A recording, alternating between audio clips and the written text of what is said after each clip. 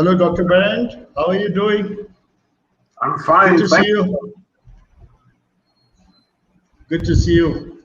I think Dingley is missing. He should be here in a minute. Welcome, ladies and gentlemen. Welcome, Judith. Welcome, Lata. Welcome, Anita. Welcome, Nanita. Good to see you again. Mahendraji. Good afternoon. Welcome, ladies and gentlemen. Oh, here is my friend, Dingley. How are you doing, Dingley? All okay? Very good indeed. Thanks for inviting us to speak.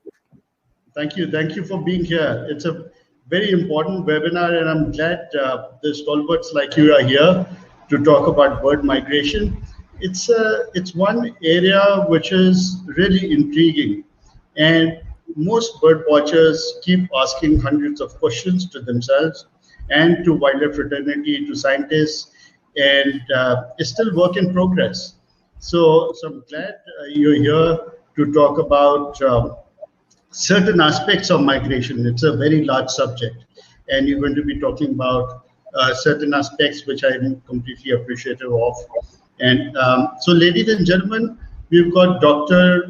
Berand from the Netherlands, and we've got my friend John Dingley from Singapore, and I'm going to quickly introduce them to you. If you can hear me well, just type in the chat that you can hear me well. Just type yes in the chat so that I know that my voice is okay. Hello, Vivek. Hello, Sanchari, Rohit, Gary, Iqbal, Brian. Brian, how are you doing? Brian is a friend from Worcester. And so friends, okay, I can see a lot of yeses here. Great, thank you very much. So here I go with my introduction and their introduction.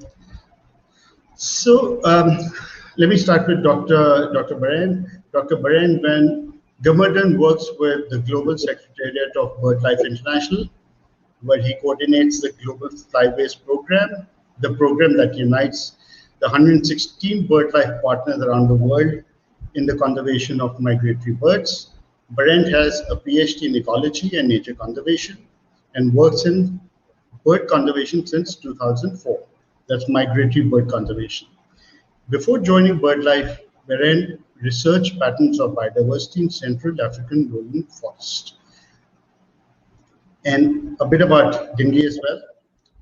So Dingley Young works for the Asia Secretariat of BirdLife International as a Flyways program coordinator for Asia. Dingley has a PhD in avian ecology. Dingley is extremely knowledgeable about birds in Asia. He's the author of many peer-reviewed and popular papers.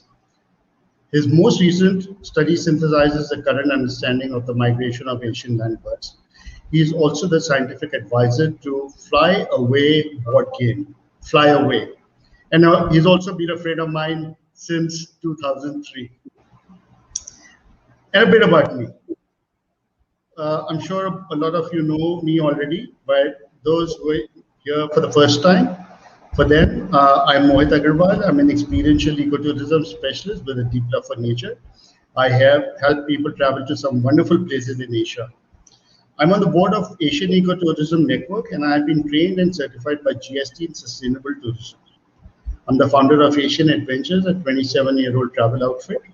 It is the largest birdwatching tour company in India. I'm the founder of NettyNetter, a value email marketing company that is now working towards strengthening communication for wildlife outfits.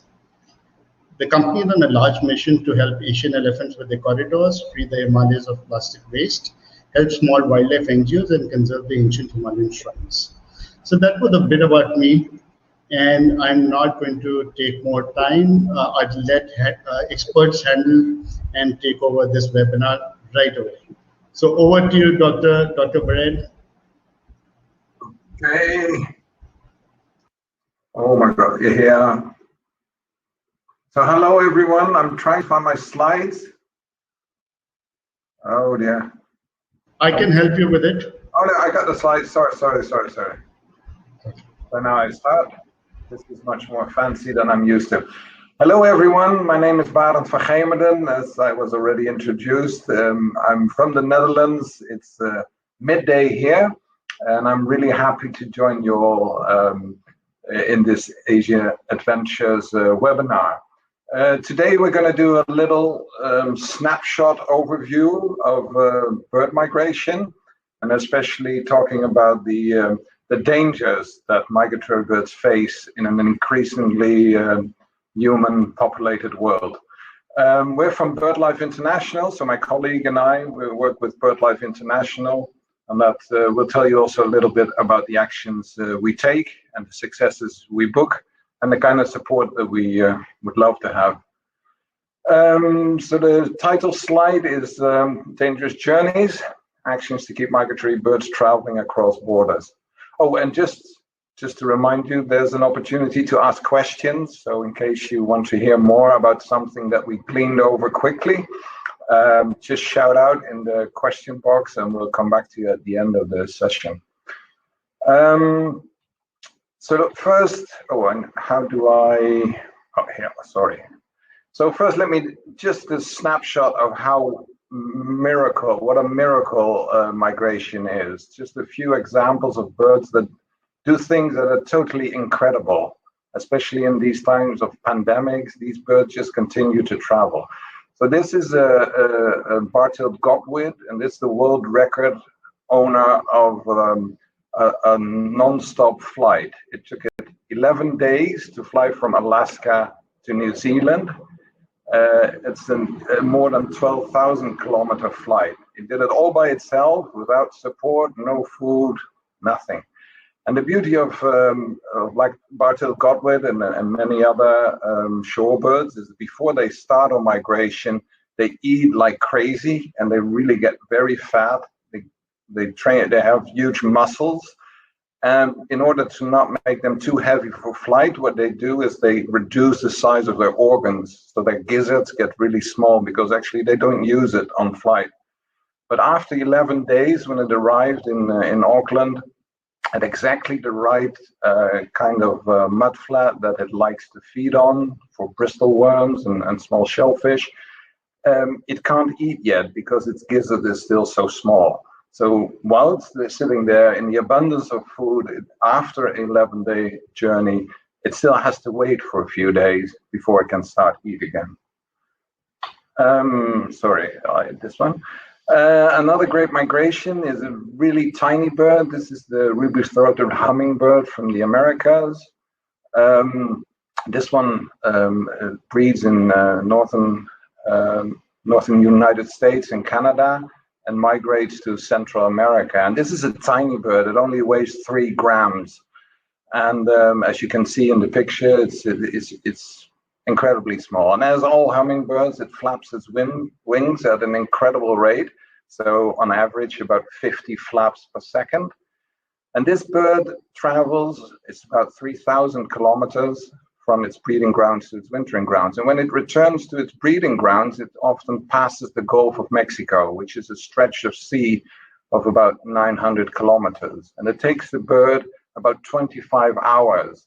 And just imagine 25 hours non-stop wing beats. That takes about 4.5 million wing beats. And if it stops, it drowns. So that's a sad story. But these small birds, they do it, which in itself is an incredible feat. And there's another type of bird that I want to show from yet another region. These are what we call soaring birds. These birds, like pelicans, buzzards,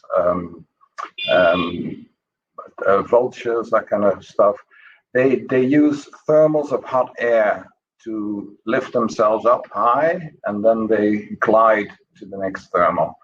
And that's, of course, a very efficient way to migrate long distances.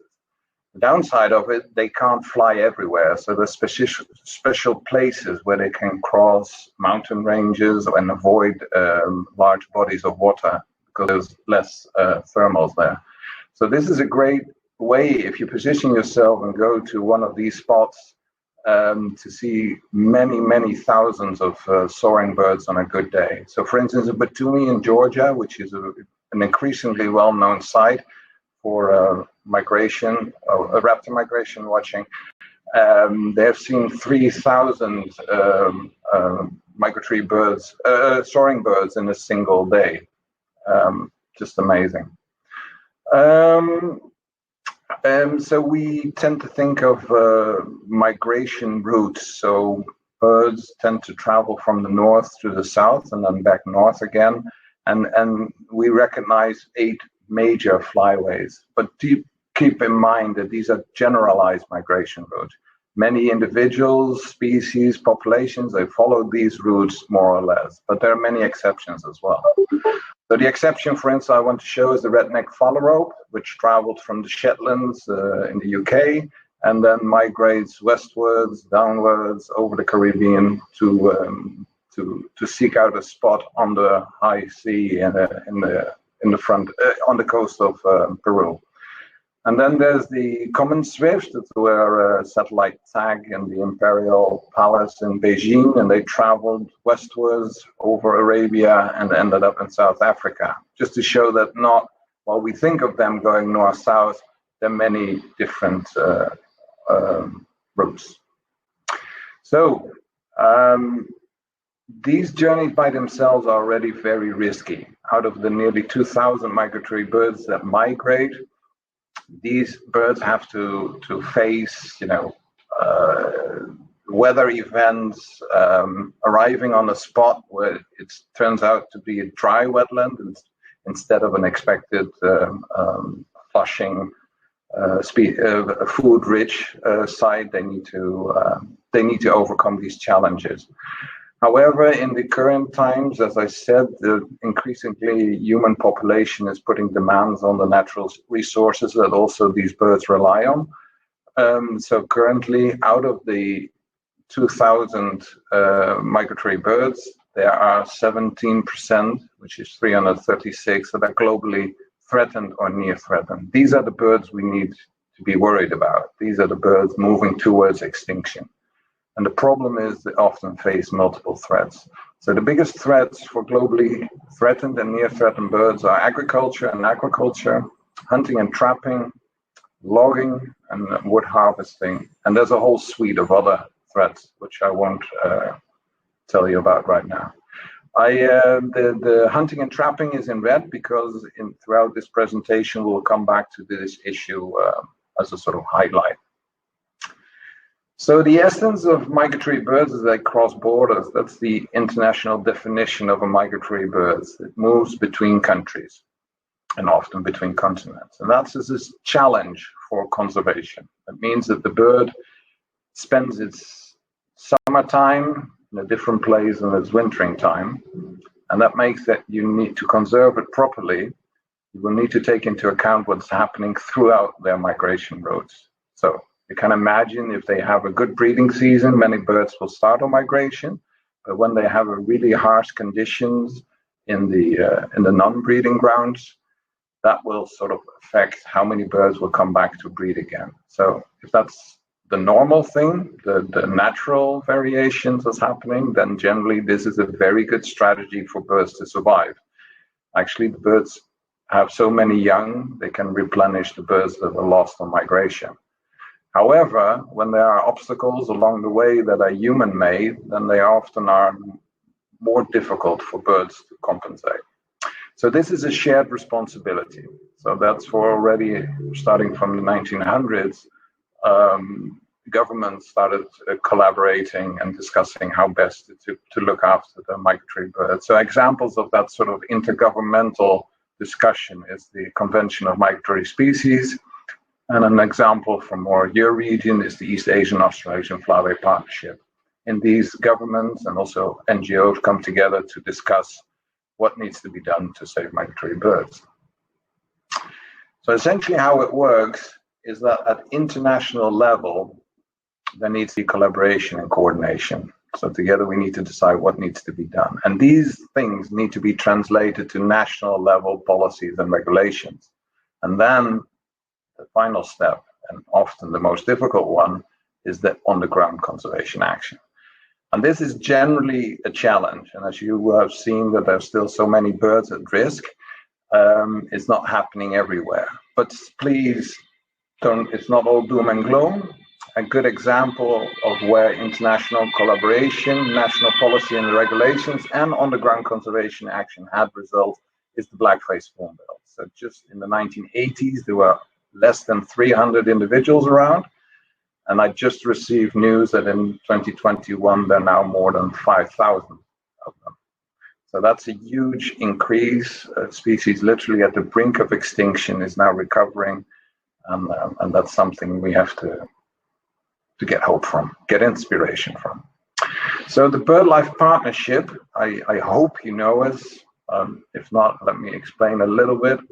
We're a collection, we're a partnership of 160 national nature conservation organizations. So we're active in countries and territories and do their on-the-ground work. But we're also united in one strategy, and we have a very strong foundation in science, first-class science, and we're very strong in policy. So we make the voices heard from the ground all the way up to the international fora. So that's one of the powers of Birdlife. The other advantage of Birdlife is that we all are national organizations that have national members, and that allows us to fine-tune our actions to the local conditions. So we know what needs to be done, and we know how to best achieve results. So just an example, so for Birdlife, we work along flyways, which is great for migratory birds. So this is an example of the East Atlantic flyway. And as you can see in the pictures below, wherever the birds go, they will at least find a few friendly faces. So together, the Birdlife Partnership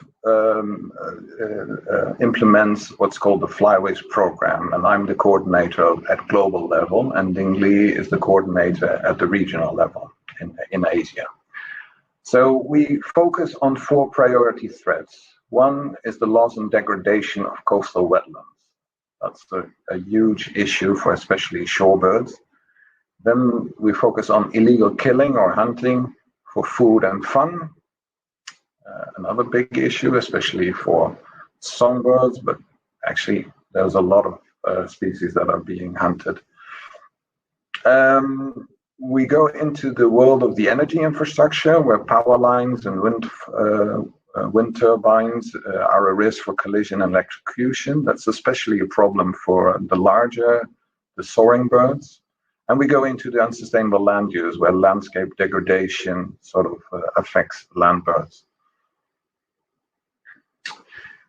Just because we're in this region, I wanted to highlight that we work in partnership along each of the flyways.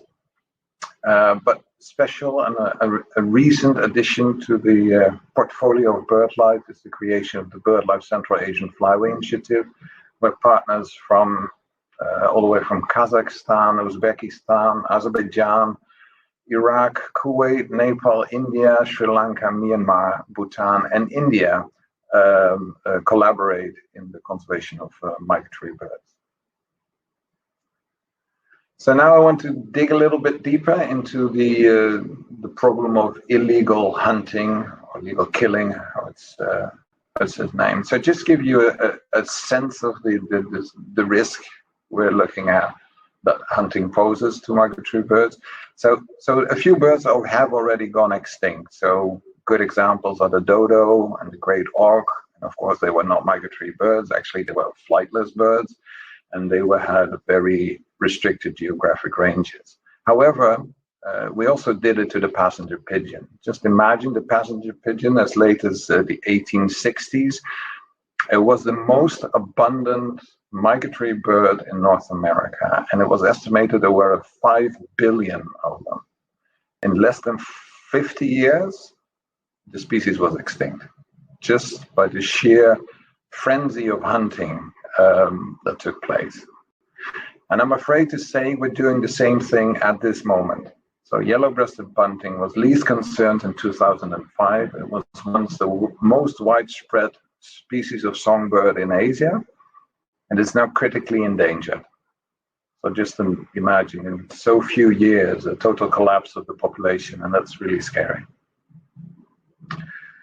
So, like I said, it's all great to work at the international level and discuss among governments what needs to be done, and then have national governments decide on what needs to, is that translated into national policy and regulations, and then follow up conservation action. But there's another if in that story, and that is, what if people do not abide to the law? What if mafia types like this embark on the illegal killing of birds? So that's an issue I want to dig in a bit deeper. So Birdlife has looked into the illegal killing of birds, and wherever we looked, we found that it's a big problem. So in the Mediterranean, we did a review in 2016. The rest of Europe, we published in 2017. And finally, in Iran, Iraq, and the Arabian Peninsula, we published a review in 2019.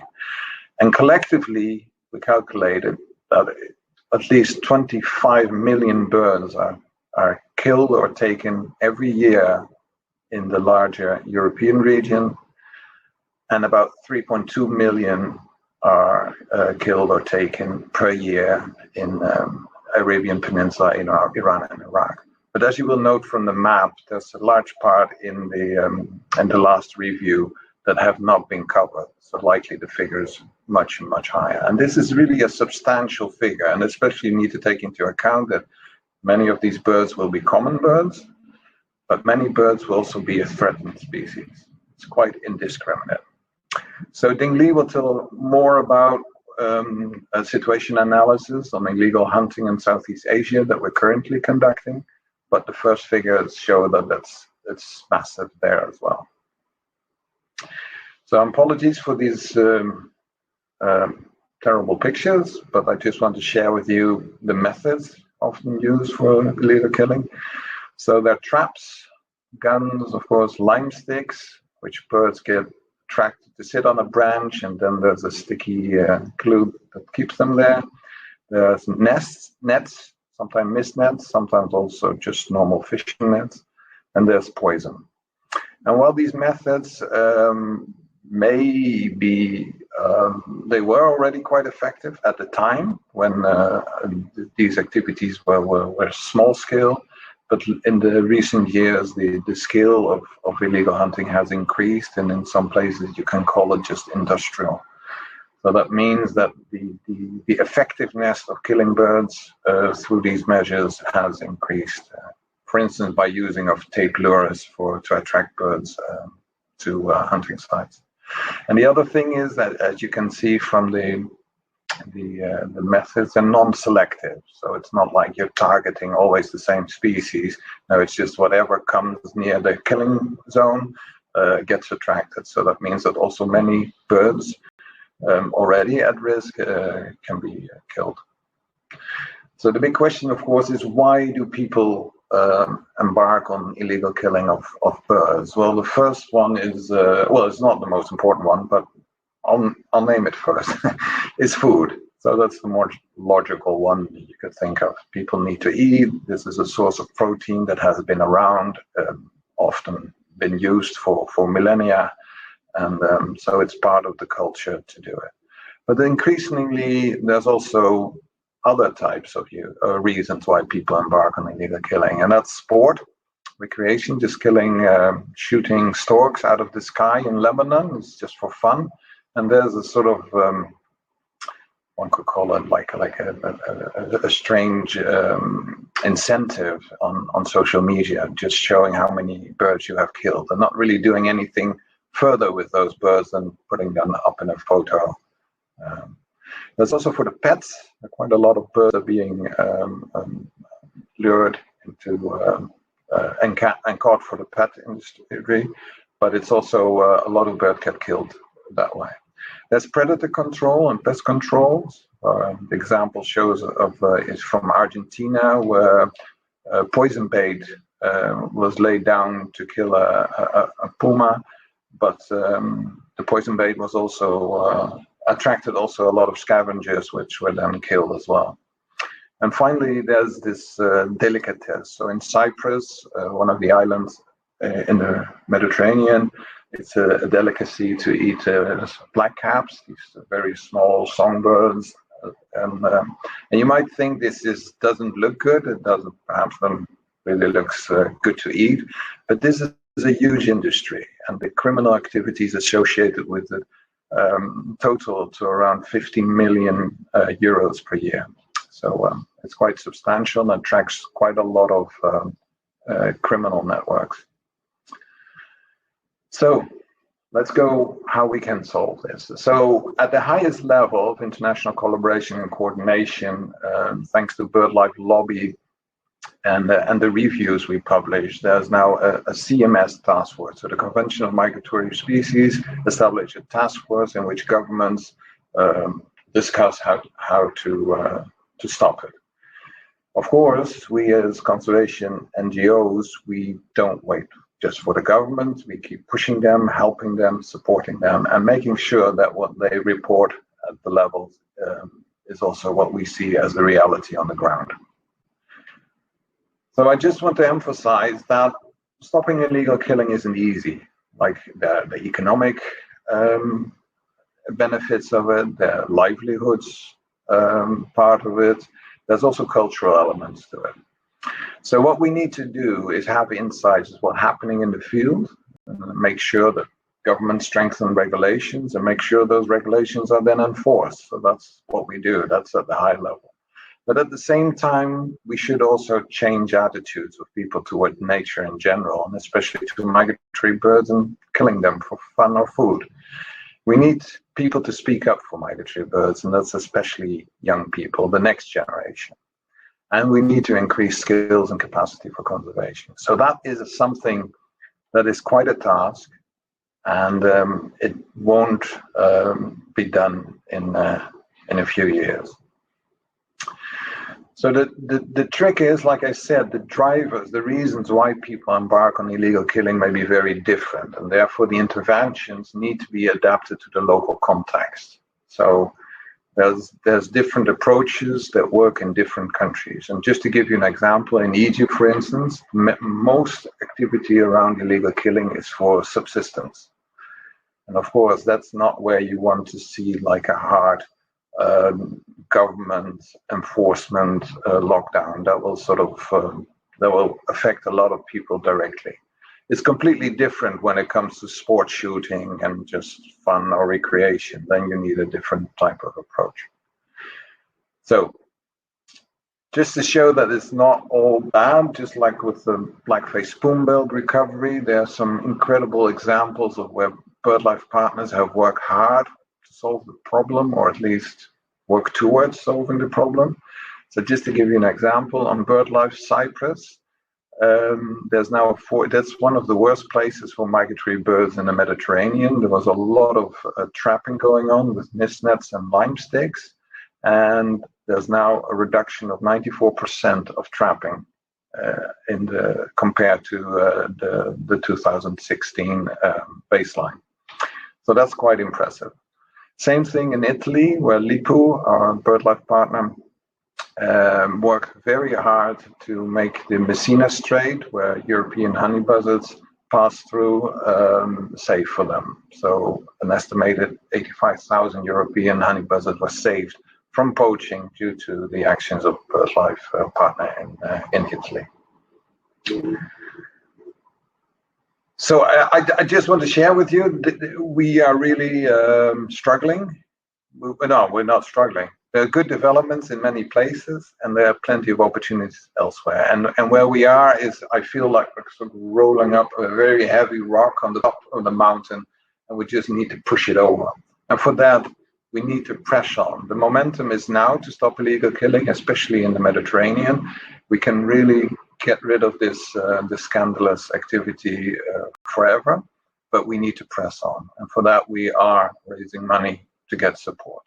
So if Mohit allows, I will later on share a link to a website where you can make a donation, however small, would be highly appreciated. However, this is not the end. We're nearly at the end. I also have some things to share with you if you're interested to know more about what we do for migratory birds. Then there's the Flight for Survival campaign. It's focused on the African Eurasian flyway, but maybe of interest to you as well to see what these birds are doing, what their ecology looks like, but also the threats they're facing and what BirdLife partners are doing against it.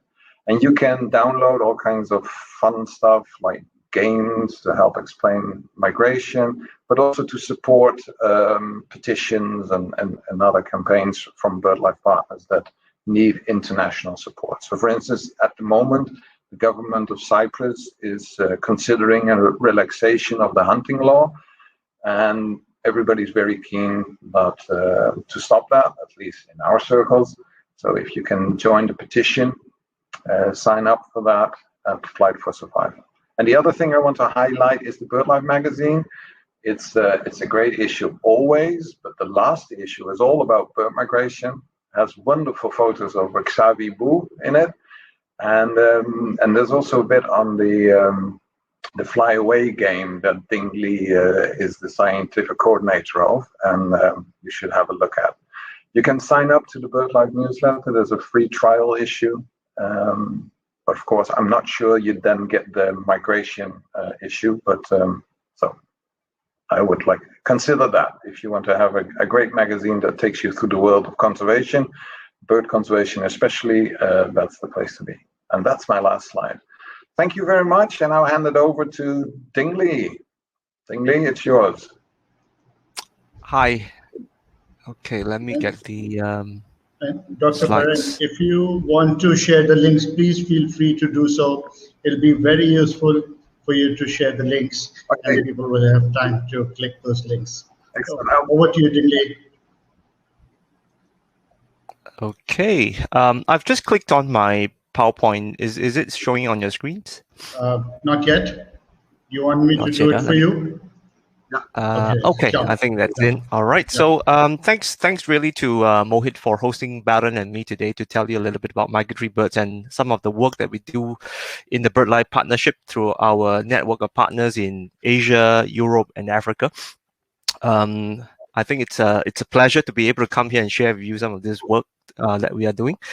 And I'm going to basically carry on Berand's presentation. Berand has given you a fantastic global overview of what these migratory birds are, what are the threats that they face, and how we are working together, how we are bringing different people together to protect them. I want to now move that narrative a bit to the Far East, to our part of the world, to Asia. But more specifically to this part of Asia, we call the East Asia Australasian Flyway, which is basically the most important migratory bird highway on the planet. It's one of the world's 8 major flyways for migratory birds. I want to bring you through a quick odyssey of this flyway, tell you what it is about, what are the birds that use this flyway, and then after that, proceed to talk a little bit more about the conservation challenges in this flyway, in relation to the local context, as well as some of the work that BirdLife partners are doing, to protect the birds that we have in the East Asian Australasian Flyway. I don't think this is a term that is alien to many of our friends in India, because if you look at many of these maps of migratory birds, a part of India actually also falls under the East Asian Australasian Flyway, as much as a large chunk to the central and to the west fall under the Central Asian Flyway. So what is the East Asian Australasian Flyway? Berand has given you a little bit of context on that earlier on. And we'll now have a closer look at this flyway. Now, the East Asian Australasian Flyway, as I mentioned, is a very, very large flyway because it connects two continents. And so many different kinds of ecosystem. If you can see on my map here on the slide, you can see that the East Asian Australasian Flyway connects a huge area of Russia with a huge area of Oceania, specifically Australia, New Zealand, and the Pacific Islands, and via large areas of Southeast Asia, East Asia, and of course more than 500 to 600 different species of migratory birds. Some of obviously the most well-known migratory birds that use this flyway are shorebirds, which many of you, I'm sure, are very familiar with. For those of you who visit the coastline of India on the eastern part of the country, or even other parts of the region in Bangladesh or further east towards Southeast Asia, you will be able to see many of these very typical migratory bird species along the East Asian Australasian Flyway, including more than 30-40 different kinds of shorebirds. In this picture that I've shared with you is one of the more special shorebirds that we have in the East Asian Australasian Flyway. I don't know if you get many records of this shorebird. It's one of the most threatened shorebirds we have in the Flyway. We call it the spotted green shank, or some of you refer to it as a Notman's green shank. And we know that based on the recent studies and surveys by our colleagues, there are not more than 1,200 of them left in the world, most of them passing through Thailand, Myanmar, and Malaysia on their migrations to Southeast Asia. So the East Asian Australasian Flyway is a truly fantastic flyway. It's got many, many kinds of land birds, water birds, raptors, many familiar raptors. And in fact, a lot of these species are also shared with the Central Asian Flyway that a lot of our audiences here are familiar with. Species of raptors that you would see easily in India, for example, things like the greater spotted eagle, for example. These are species that are shared between the East Asian Australasian Flyway as well as the Central Asian Flyway. So you'll see lots of similarities, familiar species, and fundamentally this flyway connects the great temperate and boreal ecosystems of Asia with all the tropical wetlands and forests of Southeast Asia and Australia. But of course, this flyway has some very important notes that I want to draw your attention to. I'm not sure how many of you have been to the far northeastern part of Asia. If you've been to the far northeastern part of Asia in Korea and China, some of you may have, in fact, visited this area on the flyway we call the Yellow Sea. The Yellow Sea is, as you can see on my map here, that area that I've highlighted in yellow, is one of the most important, if not the most important part of the East Asian Australasian Flyway. The reason why it's so important is because it is pretty much the midpoint on the migratory journeys of many, many species of birds flying along the flyway. I share with you here 3 particular species that are threatened, but these are just the tip of the iceberg. I know many of you are familiar with the Spoonbill Sandpiper, which is the focus of a lot of our work in Birdlife. You've seen for yourself the spotted green shank in the middle photograph, and maybe some of you who have gone to the Far East, you may have even seen the Saunders gull, which comes through the East Asian Australasian Flyway. The Yellow Sea, of course, is very important because by virtue of its position in the middle of this flyway, so many of these species, they have to stop here for a few days, up to a few weeks, to refuel and get all the energy they can before they migrate onwards to Southeast Asia and onward to Australia. And this is, again, one of the arena where we are, focusing a lot of our conservation work on, because making sure that this stopover sites in the Yellow Sea are protected would allow a lot of different species to be protected, given how many of them use the Yellow Sea. So in summary, the Yellow Sea you could think of is the beating heart of the East Asian Australasian Flyway. A large proportion of the species we have here migrate through the coastal areas of the Yellow Sea. And it is one of the most important priorities we have for conservation for migratory birds in Asia these days. But that said, now that you've heard about the East Asian Australasian Flyway and how many bird species use this flyway, I also want to, of course, share with you that the situation for many of our migratory birds are not looking that good. Those of you who are familiar, you have read the news, you have read papers, you know that many of our migratory bird species in this flyway are in decline.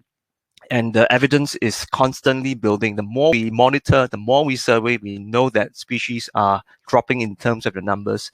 One of those species that I wanted to draw your attention to is the Spoonbill Sandpiper. I know it's not very clearly marked on my slide here, but these are the data points by our colleagues in Russia. They have been monitoring Spoonbill Sandpipers for many years.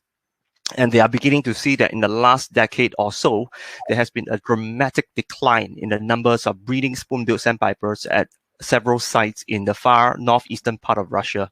But of course, the Spoonbill Sandpiper is not the only species that is in decline. Many other shorebird species, as well as landbird species, are suffering from similar levels of decline. Another study that some of our friends in Australia has put up basically tries to look at the population trends of many of these shorebirds that arrive in the northern shoreline of Australia. So they are basically going down to the northern coast of Australia, where so many of our East Asian Australasian flyway birds winter. They go there and do these counts year after year. And when they put all these data sets together, they are seeing very concerning trends. You know, many of our shorebirds are suffering great declines.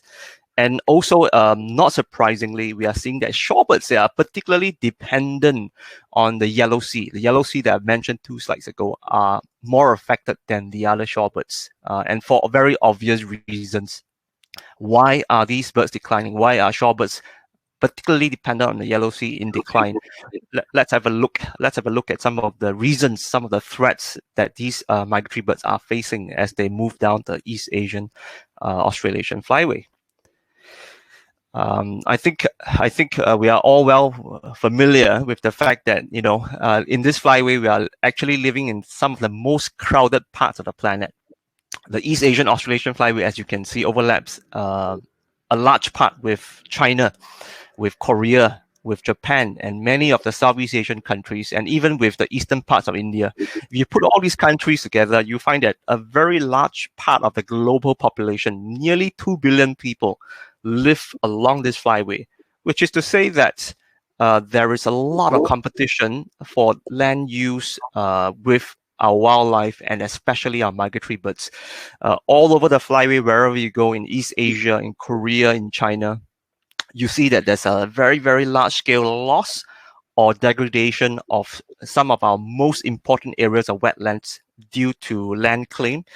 For example, if you visit parts of China and Korea, you see that there's massive projects trying to extend land into the sea so that we can, expand infrastructure, airports, ports, and new industrial areas. So a lot of the most important areas of wetlands that we have in this flyway are rapidly being lost. And as I speak, there are projects still ongoing in all parts of the region, from Thailand to the Philippines to Indonesia, whereby land claim is slowly eating and eroding into our wetlands, which all these migratory birds need. So there's a lot of habitat loss ongoing in this part of the world, in the East Asian Australasian flyway. Some of the 4 main drivers of habitat loss for our migratory birds specifically would be things like infrastructural development, agriculture. In Southeast Asia, a lot of people like to eat seafood, right? I mean, a lot of people like to eat prawns, shrimp, crab, and we see that a lot of the most important areas of wetlands in Vietnam, in Thailand, and Malaysia are being lost, as people begin to expand their aquaculture projects and all that. So lots of threats, lots of pressures faced by our precious wetlands here in the East Asian Australasian flyway. And amongst all these different wetlands, we see that certain kinds of wetlands are particularly impacted. I want to draw your attention now to coastal mudflats. Coastal mudflats tend to be a kind of wetland that not many people draw a lot of attention to, partly because they are seen to be wastelands or swamps. But as bird watchers, as conservationists, we know that coastal mudflats are important to us for many reasons, because they protect the coast, they are home to so many different biodiversity. And most of all, they are the feeding grounds of many, many different species of water birds that we have as migratory species. Unfortunately, the outlook for many of our coastal mudflats, in Asia is not very good. In a recent study by some of our colleagues in Australia, who have done a global analysis of how mudflats have declined, they find that in general, mudflats are all in decline, whether you talk about South Asia or Southeast Asia or East Asia. But if you can see the map that I've here on the screen, the dark red areas, are concentrated along in Asia, especially on the coast of the Yellow Sea, as you have seen many slides ago. So the Yellow Sea, as we have seen earlier, being the most important areas of staging and refueling stops for our migratory water birds, are also the same places where mudflat habitat, which so many of our gulls and sandpipers need, are in danger of being converted to other forms of land use, which is not very good. But that is not all. Of course, habitat loss is a major threat to a lot of migratory birds, but we must not forget that there are also other threats that our migratory bird species are facing. When we were looking at some of Berand's presentation slides early on, he has really drawn your attention to how so many of our bird species are impacted by hunting for food, or even just hunting for sport. And coming back to Southeast Asia and East Asia, the same problem applies. Hunting is a very widespread problem in Asia, and especially in certain parts of Southeast Asia, whereby hunting has become, part of the local culture. Coming to India, similar situations can be seen, especially in the northeastern states, whereby a lot of people hunt birds for food. So hunting is a big issue, is a big threat to many of our bird species, and even especially migratory birds. This picture that I've shared with you here on the screen is taken from a market in Vietnam just a couple of years ago. And some of my colleagues were doing a survey. They just stumbled upon this massive bird market in Vietnam where thousands and thousands of water birds are being sold, some as pets and many, many more as food. You can see here that a great diversity of species are affected, ranging from the painted snipe to the common snipe to various species of craigs and rails and bitterns.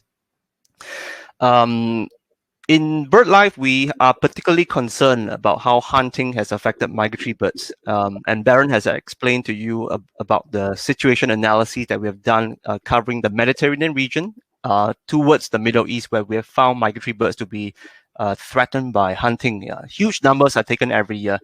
But unfortunately for Asia, we still don't know a lot about this problem. There's a lot of anecdotal information about hunting. You might see it in the newspapers, but there isn't a lot of work to understand how hunting is affecting birds at a very large scale.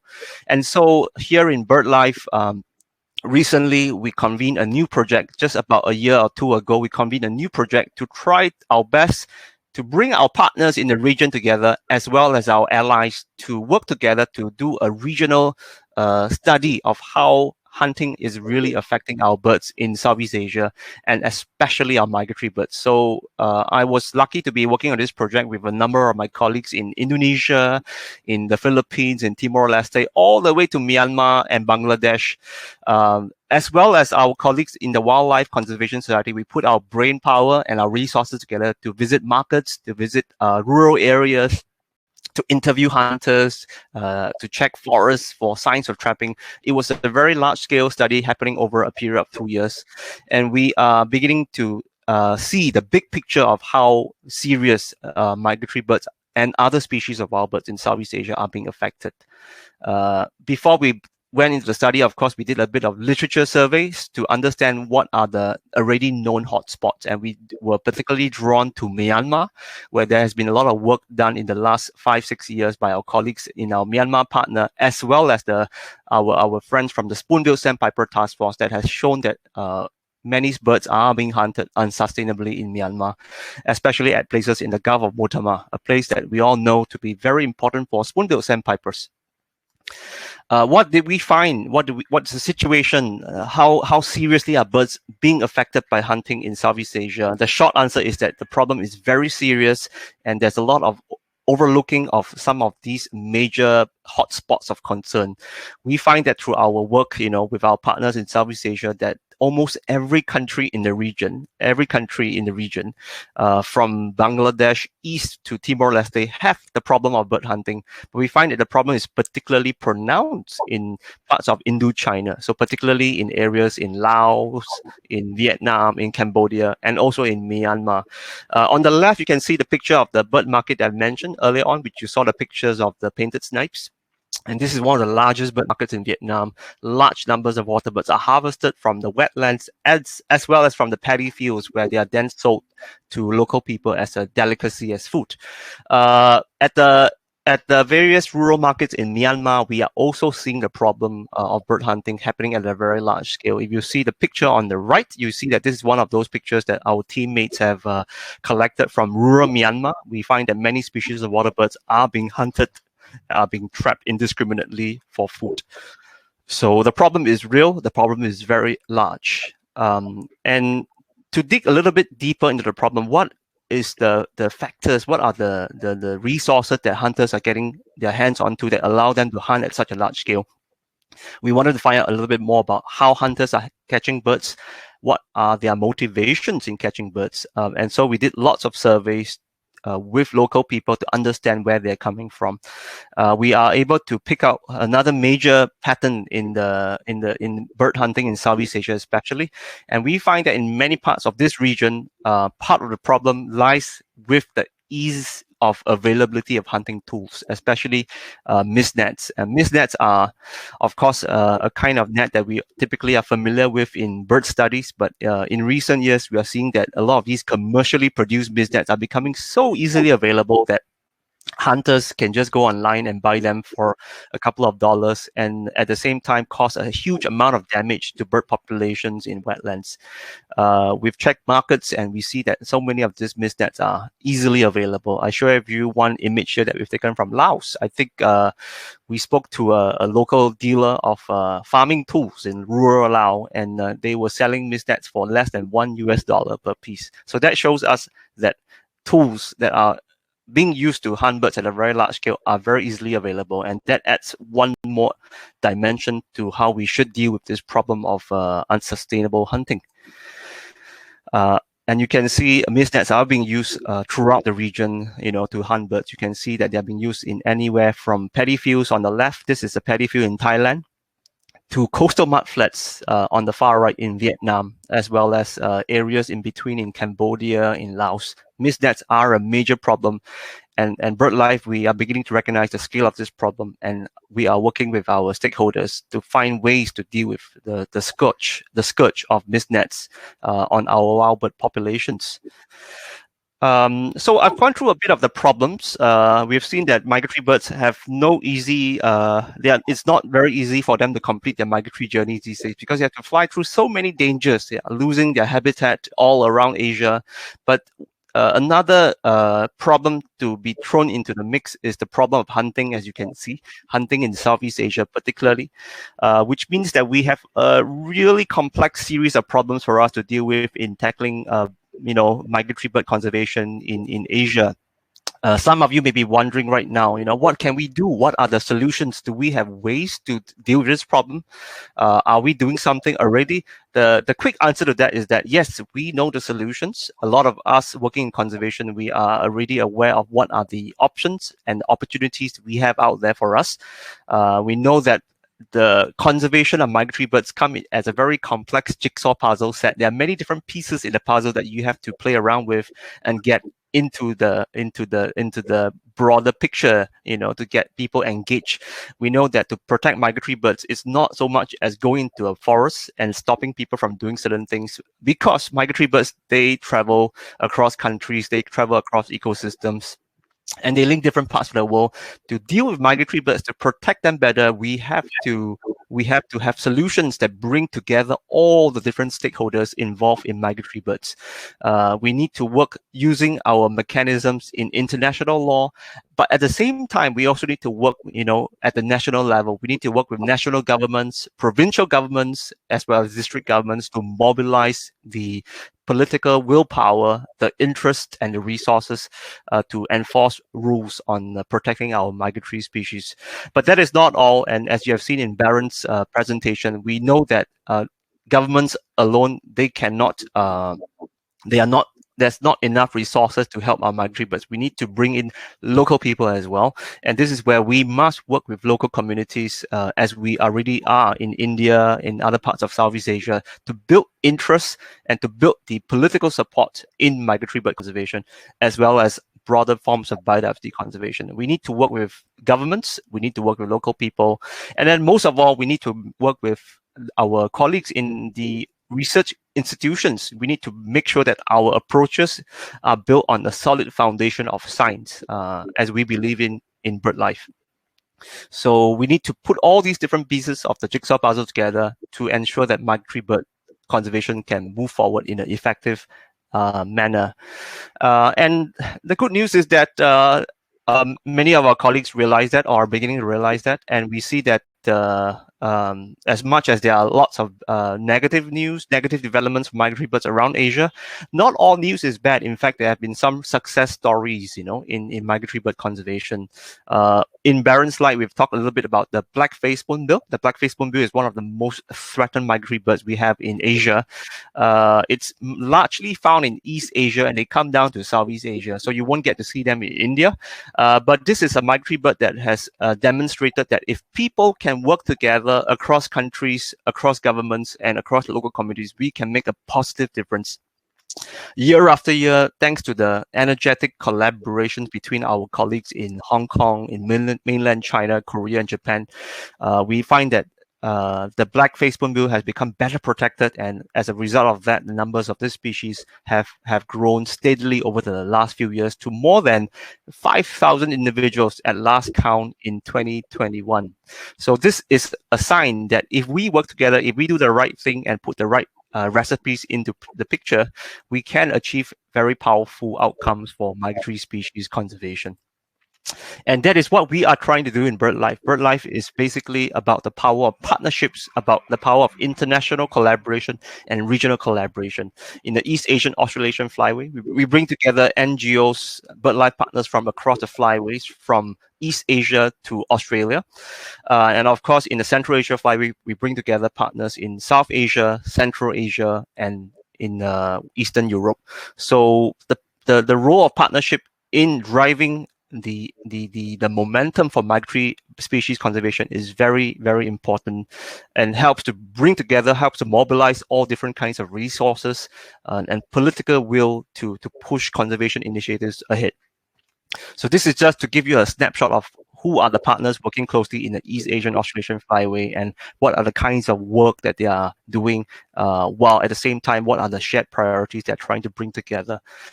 But of course, that's not all. There's also a need for us to work on the ground. There's a need for international collaboration, as you have seen in my earlier slide. There's also a need for us to work on the ground with the local stakeholders to bring together resources at a local scale to protect sites that are important at the local scale and at the regional scale.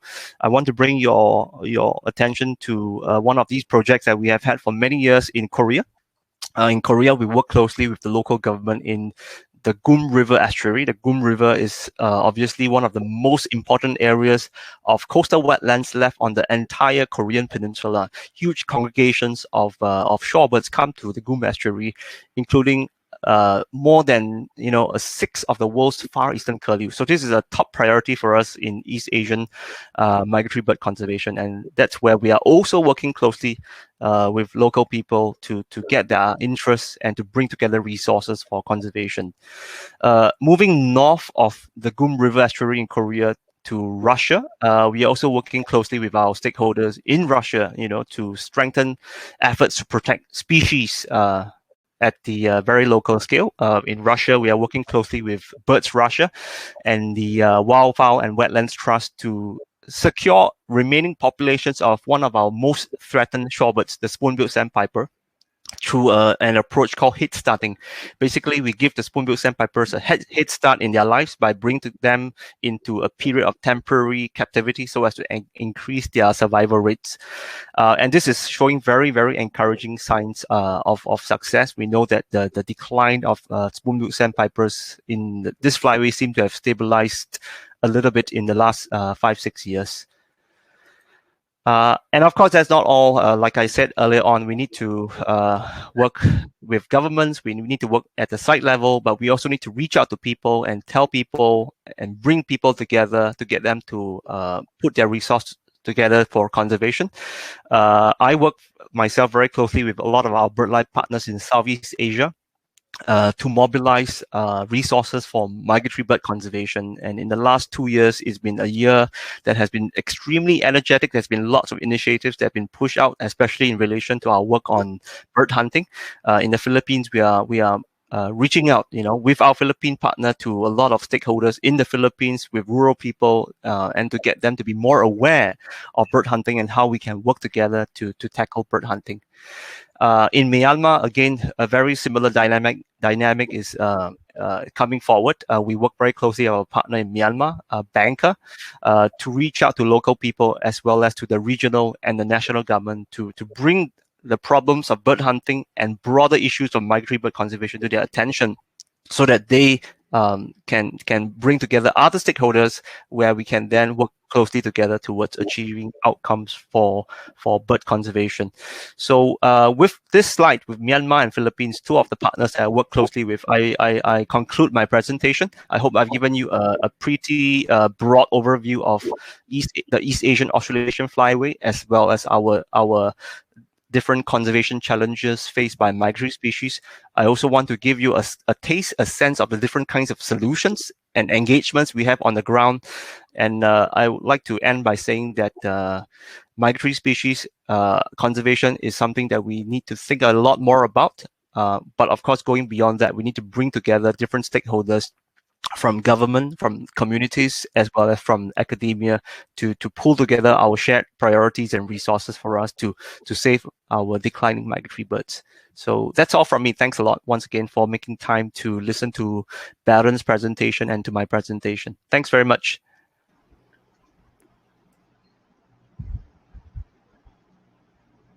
Friends, this was a brilliant presentation by Dr. Berand and by Dingley, and I'm just going to stop this here. And they posted the links as well, but there are lots of questions here for you.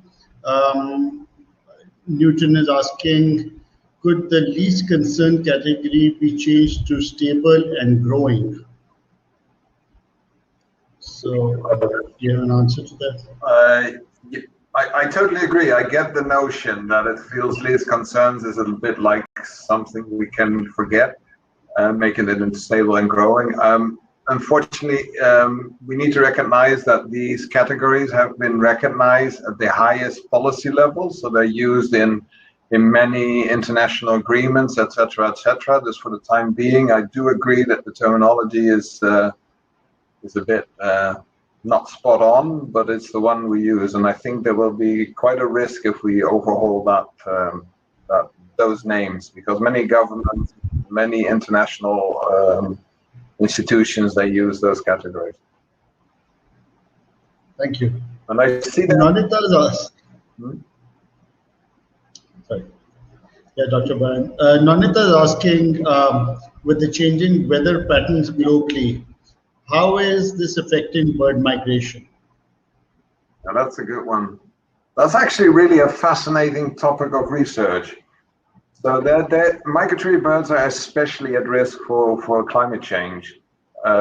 Partly, of course, there's sort of the effects you will have on the breeding grounds, where changing and feeding grounds is where they're changing vegetation. For instance, in the Arctic, if it stays less snow, less ice, there's more plant growth. So especially the birds that are adapted to these very low, nearly complete devoid of vegetation kinds of areas, those changes will affect them. But the same appears to all the wetlands and the other habitats they use along the flyway.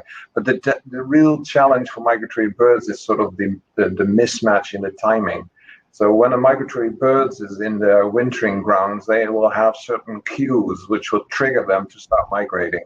And that's when they time, and they arrive normally in normal conditions. They arrive at the right time in the breeding grounds, for instance, to see a spike of invertebrates, spiders, or et cetera, for their young. But it might be that cue they get in the wintering ground is not aligned or not changing at equal pace with climate change to the developments in the breeding grounds. So often they arrive too late in the breeding grounds for their chicks to benefit from the sudden surplus of invertebrates. So there's some good examples there, and it's really a fascinating world. So if you're into science, there's loads of really interesting stuff to read about. But this is really for migratory birds especially. So all birds, actually all biodiversity suffers from climate change to some extent, but migratory birds are especially prone to it. Thank you. Judith is asking, does the East Asian flyway include black-necked crane migration to Bhutan? That's you. Shall I take that? Yeah. Yeah. So So I think the boundaries of one of the topics that truly interests me is where are the boundaries between the East Asian Flyway and the Central Asian Flyway. In the context of the black-necked crane, which breeds largely, on the Tibetan plateau, I think most of us consider this a part of the Central Asian Flyway, because the way these cranes migrate is that the entire global population of black-necked cranes breed on the Tibetan plateau, and the wintering sites trickle down, to Bhutan, but a lot of that also goes into the area which we would typically consider the East Asian Flyway, to the southwestern Chinese provinces. And I understand that a handful of these black-necked cranes drip into Arunachal Pradesh. I'm not familiar with the situation of black-necked cranes right now in Arunachal Pradesh, because I understand that a small population also use, the areas around between Tawang and Dirang. I'm not sure where they are right now, but I think the short answer is that they are fundamentally a Central Asian species. Great, thank you. Sean is asking, hunting was already there. Why is it threatening towards recently? Is it indiscriminate hunting? I think this is I think Sean, yeah. I think this is a now, question. I just wanted to get, go ahead. Yeah, sorry. I think both Berand and I could take this question with bits of our presentation. I think as you have seen in Berand's presentation and my presentation, hunting has been happening for a long time. It's not a new thing, especially hunting by indigenous people. We know that for the case of in India, for example, in northeastern states and adjacent areas of Southeast Asia, hunting is part of local culture. People have been hunting for food for indigenous people have been hunting birds for food for millennia. But it's only in the last 50, 60 years whereby migratory birds are no longer just affected by hunting. I would like to say migratory birds are no longer just affected by hunting. In the past, they wouldn't be so battered by the effects of climate change or habitat loss. But in the last 50 years, Asia is growing economically. You've got all these countries who want to expand their economy. And of course, you've got massive changes in land use all over Asia. So migratory birds all over this part of the world are being hammered by habitat loss times climate change, and then hunting suddenly becomes a more potent threat to them because of all the synergies between hunting, habitat loss, and climate change. Yeah. Berand, do you want to add a couple of comments on this as well? Yeah, so I just want to add that in older times, often the skill of hunting was limited to local populations, and due to limitations in travel, etc., and how you could keep the product fresh and things like that. It was pretty much sort of adapted to the local situation. But now it's like, apart from all the problems that Ding Li says, it's supplying a much larger market, and the tools used to attract migratory birds have got much more sophisticated. So actually, it's really a much larger scale, and it's happening on more places probably as well. So.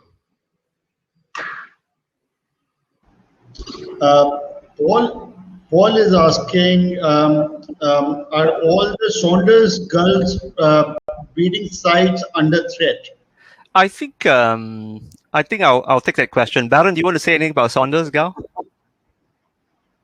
I have never seen it. That's about the maximum I can say. I know that in Korea they breed on the islets, but that's not it. Yeah, so Saunders gull, really interesting species. It's one of those gulls that are fundamentally endemic to the East Asian Australasian flyway. The entire breeding population is in eastern China, North Korea, and South Korea.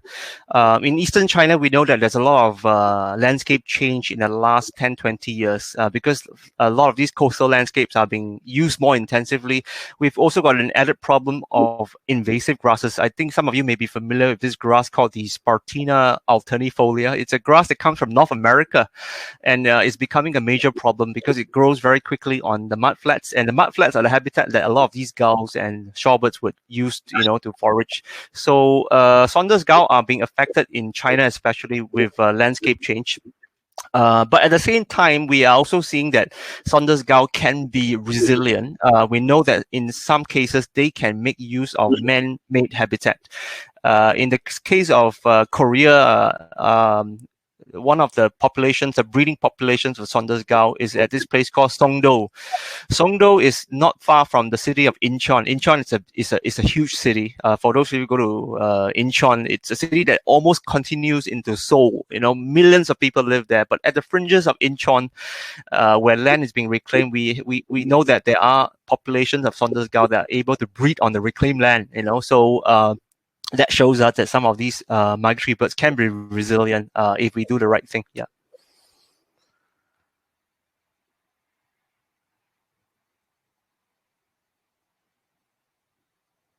I think Mohit, you're muted. Oh, sorry.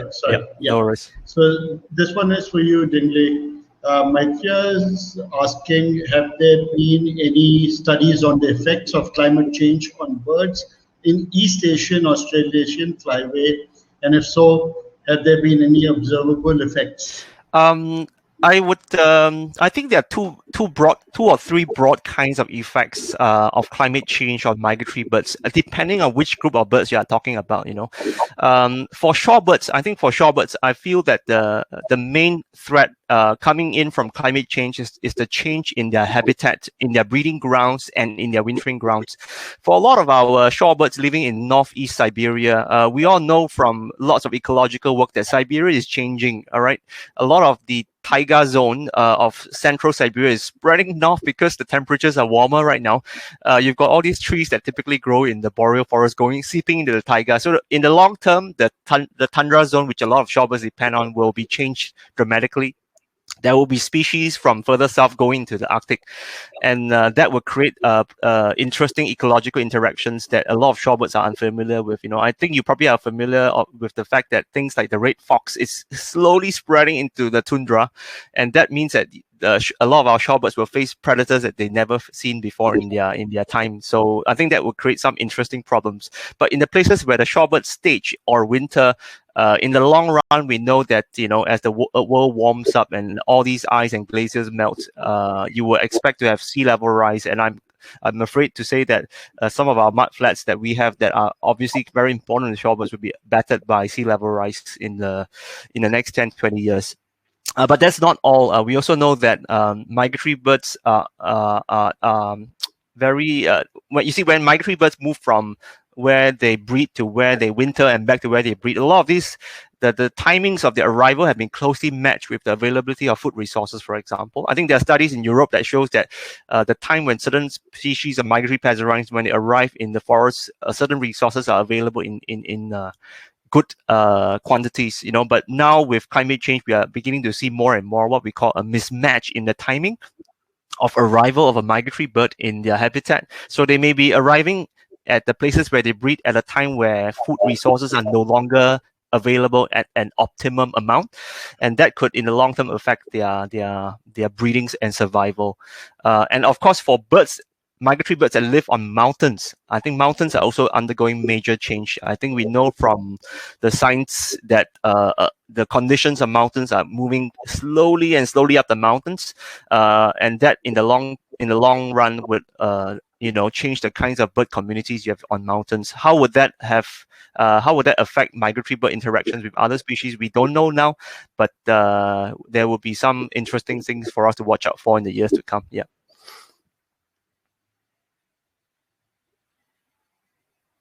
Have you muted?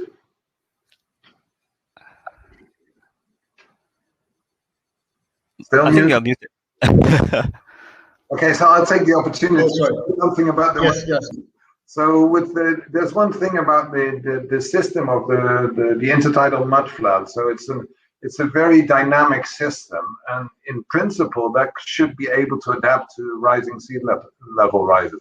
The problem is that directly after the mudfloods, there are huge populations. So they have now a hard boundary between the sea, the mudflats, and the land and the hinterland. So that when the sea level rises, you get what's called coastal squeeze. So that means that the intertidal area habitat gets smaller and smaller. So in principle, the system is okay to adapt to climate change, but then we need, as humans, we need to make more soft boundaries between where the mudflats end and where the land starts. And there are experiments with that, especially I know a few in the Americas and Europe. Excellent, friends. So if you've got more questions, you could write down those questions, because everybody is going to get a replay link, and they will be connected to Dingley and to Dr. Berand directly as well. So you could post your questions, and if they find time, they're very busy people, but they've got all the time to educate you and or any questions that you've got to answer. So friends, go ahead and stay connected with Birdlife and their projects. We posted the links here, and then I'm committed to getting you more and more such webinars related to wildlife conservation, natural history, and various species that we'll be tackling in these lovely COVID period, because this is the best time to learn.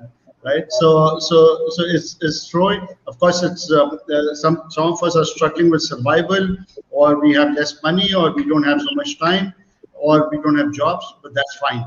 But we'll still continue to work ahead, and we'll still like to make use of this opportunity to bring together people who have all the knowledge and all the time to make it happen. Yeah, to influence natural history. Thank you, friends. Thank you very much for being here. Feel free to interact with Dingley and Dr. Berand. And thank you very much, my friends, for coming for this webinar. Thank you. Thank you, Dingley. Thank you, Berand. Thanks, Mohit. And we'll see you soon. Yeah, we've got another webinar happening tomorrow. That's to do with sounds with Zeno Canto, and the link has already been posted there. So be there at 7:30 p.m. tomorrow evening, and you'll get to know a lot about bird sounds. Great, thank you. Cool. Thanks. Thank you for having us, Mohit. Thanks. Thanks, Mohit. Yeah. Thank you. Looking forward to catching up again. Yep. Bye-bye. Yes. Bye-bye. Bye-bye.